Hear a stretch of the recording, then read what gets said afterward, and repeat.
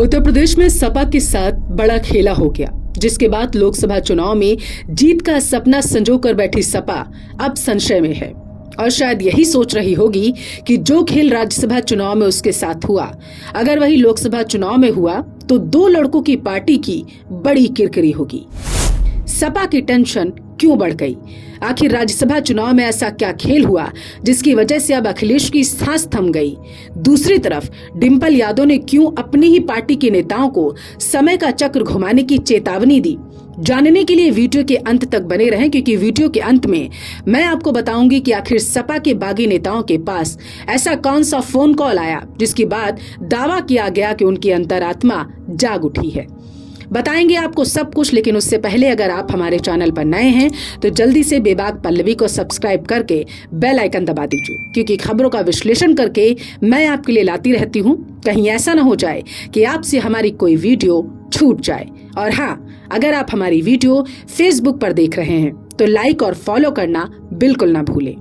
आइए अब उत्तर प्रदेश की राजनीति से जुड़ी सबसे बड़ी खबर का विश्लेषण करते हैं। दरअसल राज्यसभा चुनाव में सपा के 8 विधायकों ने क्रॉस वोटिंग की, जिसके बाद से जहां बीजेपी की बल्ले बल्ले हो गई, तो वहीं अपने ही अंदर खाने से मिले इस धोखे से सपा खिसिया गई। क्रॉस वोटिंग की वजह से सपा के अब 2 ही प्रत्याशी राज्यसभा पहुंचे। क्रॉस वोटिंग क्यों हुई, इसे लेकर तमाम तरह की चर्चाएं यूपी की सियासी गलियारों में। वहीं बगावत कर वोट डालने वाले विधायकों ने अंतरात्मा की आवाज पर मतदान करने की बात कही। सपा विधायकों की बगावत पर अखिलेश यादव ने कहा, जो लोग लाभ लेने वाले हैं वो चले गए, अब मैं आखिर किससे बीजेपी और आरएसएस की खुफिया बातों के बारे में जानकारी लूंगा। खैर, अखिलेश यादव की ये बातें राज्यसभा चुनाव के बाद ऐसा लग रहा है जैसे खिसियानी बिल्ली खंभा नोचे। जब अपने ही दगा दे जाए तो कुछ ऐसा ही बयानबाजियां नेताओं की सुनने को मिलती हैं। कितने विधायकों ने दी सपा को दगा?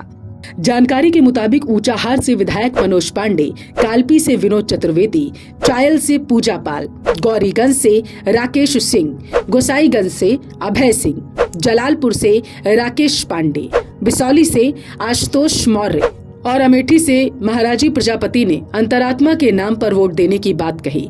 यहाँ आपको ये बता दें कि ये सभी विधायक अखिलेश यादव की डिनर पार्टी में भी शामिल नहीं हुए थे।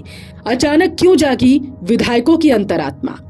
आइए आपको विस्तार से बताते हैं कि आखिर ऐसा कौन सा जादू चला जिससे अचानक ही इन विधायकों की अंतरात्मा जाग उठी। सबसे पहले बात अभय सिंह की करते हैं। अभय की गिनती यूपी के बाहुबली नेताओं में होती है। वह कभी बाहुबली मुख्तार अंसारी के काफी करीबी थे। अभय 2012 में पहली बार गोसाईगंज सीट से विधायक चुने गए। 2017 में उन्हें बीजेपी के खब्बू तिवारी ने हरा दिया, लेकिन 2022 में सिंह फिर से इस सीट को पाने में कामयाब रहे। चुनावी हलफनामे के मुताबिक अभय सिंह पर कुल 9 एफआईआर दर्ज हैं। यह मुकदमा लखनऊ, अयोध्या, वाराणसी के अलग अलग थानों में दर्ज हैं। हत्या के प्रयास, गैंगस्टर और आर्म्स एक्ट जैसे गंभीर आरोपों में उन पर केस है। सभी मामलों की सुनवाई अभी निचली अदालत में। अब बात राकेश प्रताप सिंह की। राकेश की छवि दबंग विधायक की है। सपा में आने से पहले राकेश भारतीय जनता पार्टी में थे। 2021 में योगी सरकार का विरोध करते हुए उन्होंने पार्टी छोड़ दी।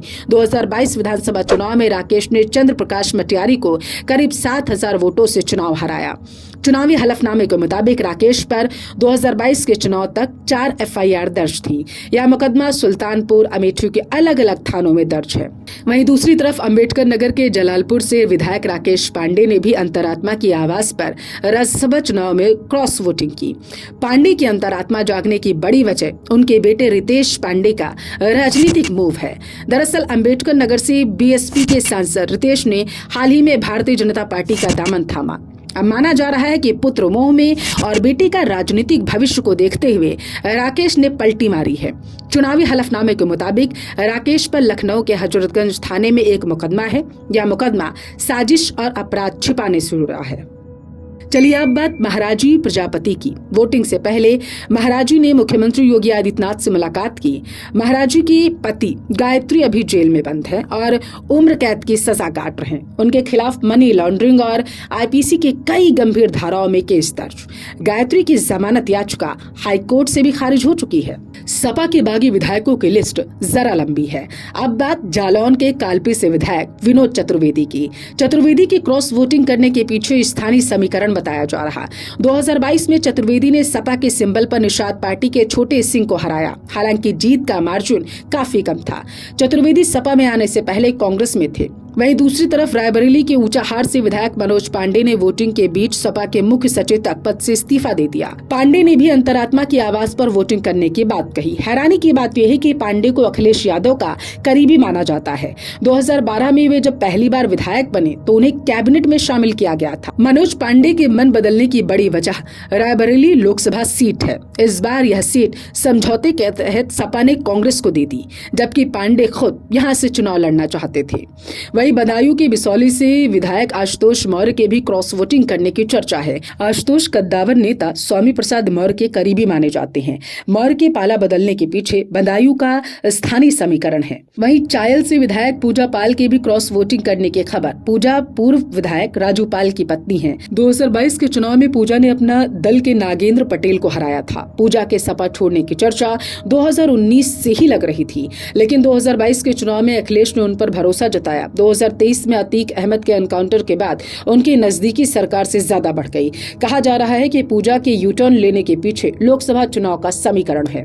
खैर, विधायकों की चाहे अंतरात्मा जागी हो या फिर समीकरणों को साधने के लिए इनकी अंतरात्मा को जगाया गया हो, जो फोन कॉल आने का जिक्र सियासी गलियारों में किया गया, वजह जो भी हो, ये कहना कोई दो राय न होगी कि राज्यसभा के चुनाव ने सपा की रात की नींद जरूर उड़ा दी। आप क्या सोचते हैं इस बारे में? कमेंट करके जरूर बताएं। जय भारत।